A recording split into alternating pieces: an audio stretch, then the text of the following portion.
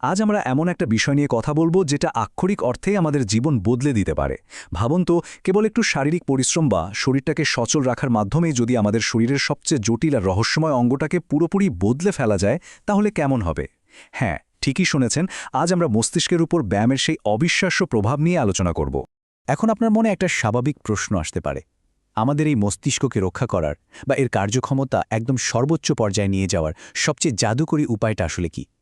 দারুণ একটা ব্যাপার হলো, এই প্রশ্নের উত্তরটা কিন্তু কোনো পরিকল্পিত গবেষণার ফল নয়, বরং শীর্ষস্থানীয় এক স্নায়ুবিজ্ঞানী প্রফেসর ওয়েন্ডি সুজুকির জীবনে ঘটে যাওয়া একদম অপ্রত্যাশিত একটা ব্যক্তিগত অভিজ্ঞতা থেকে এই সত্যটা বেরিয়ে আসে। মেমোরি বা স্মৃতি নিয়ে কাজ করা এই প্রখ্যাত গবেষকের পেছনের গল্পটা শুনলে আপনি অবাক হবেন। তিনি নিজেই বলেছেন, আমার কোনো সামাজিক জীবন ছিল না। আমি একটা অন্ধকার ঘরে বসে মস্তিষ্কের কোষগুলোর শব্দ শুনেই সবচেয়ে বেশি সময় কাটিয়েছি।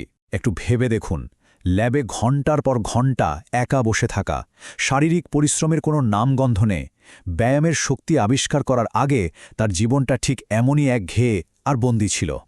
অর্থাৎ একদিকে পেশাগত দিক থেকে তিনি ছিলেন সফলতার চূড়ায়, মেমোরি গবেষণায় একেবারে পথিকৃৎ, কিন্তু অন্যদিকে শারীরিক আর মানসিকভাবে তিনি ছিলেন পুরোপুরি বিপর্যস্ত। ওজন বেড়ে গিয়েছিল প্রায় ২৫ পাউন্ড। পরিস্থিতি এমন পর্যায়ে দাঁড়ায় যে একটা রিভার র্যাফটিং ট্রিপে গিয়ে তিনি আবিষ্কার করলেন পুরো দলের মধ্যে তিনিই সবচেয়ে দুর্বল। আর ঠিক এই হতাশা থেকেই শুরু হয় তার জীবনের সবচেয়ে বড় পরিবর্তনের গল্প।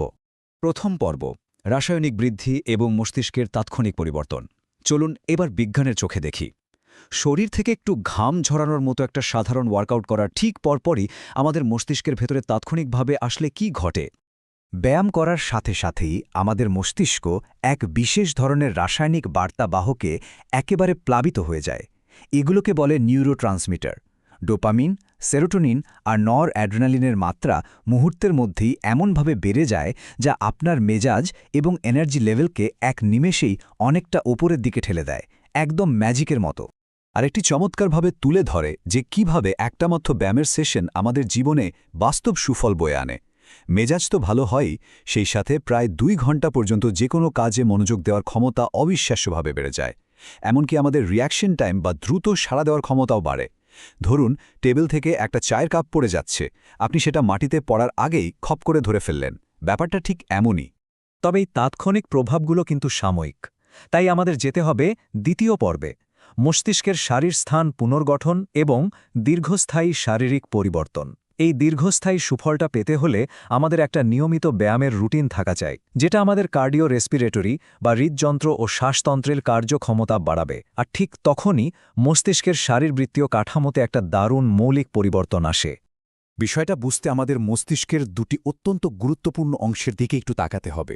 আমাদের কপালের ঠিক পেছনে থাকে প্রিফ্রন্টাল কর্টেক্স, যেটা মূলত সিদ্ধান্ত গ্রহণ এবং মনোযোগ নিয়ন্ত্রণের কাজগুলো করে। অন্যদিকে টেম্পোরাল লোবের একদম গভীরে থাকে হিপোক্যাম্পাস। এই হিপোক্যাম্পাস হল সেই জায়গা যেখানে জীবনের প্রথম প্রেমের মতো একটা ছোট্ট ক্ষণস্থায়ী মুহূর্ত আমাদের আজীবনের স্মৃতিতে পরিণত হয়। এখন সবচেয়ে আকর্ষণীয় বিষয়টা হল, নিয়মিত ব্যায়াম আক্ষরিক অর্থেই আমাদের হিপোক্যাম্পাসে একেবারে নতুন মস্তিষ্কের কোষ তৈরি করে। জি, একদম নতুন কোষ। এর ফলে মস্তিষ্কের সামগ্রিক আয়তনটাই বৃদ্ধি পায়, যার মানে হল আপনার দীর্ঘমেয়াদী স্মৃতিশক্তি আগের চেয়ে অনেক বেশি তীক্ষ্ণ এবং মজবুত হয়ে ওঠে।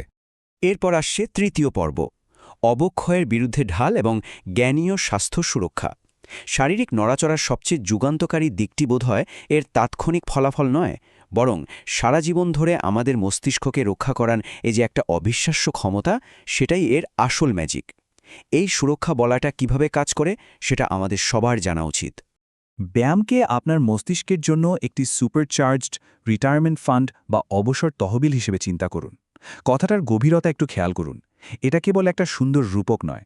বৃদ্ধ বয়সে জ্ঞানীয় বা কগনিটিভ স্বাস্থ্য ঠিক রাখার জন্য শারীরিক পরিশ্রম হল আমাদের হাতে থাকা সবচেয়ে বড়, সবচেয়ে কার্যকর এবং বলতে গেলে সম্পূর্ণ বিনামূল্যের একটা দীর্ঘমেয়াদী বিনিয়োগ।